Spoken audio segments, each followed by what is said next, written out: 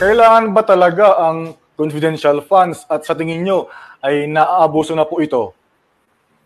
Hindi naman kailangan siguro ng ibang mga ahensya, no? At katulad nga, tama nga, at inaabuso na ito through the years mula nung panahon mula nung panahon ng Duterte administration nung nakaraan, talagang lumobo ito.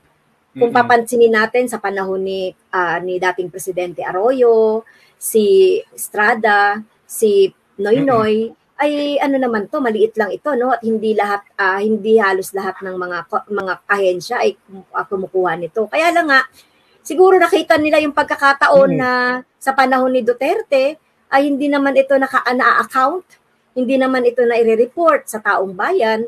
Kaya talagang yung mga ahensya ay na wala namang kinalaman sa national security ay nawili. Kaya hanggang ngayon ipinagpapatuloy sa panahon ni Marcos Jr.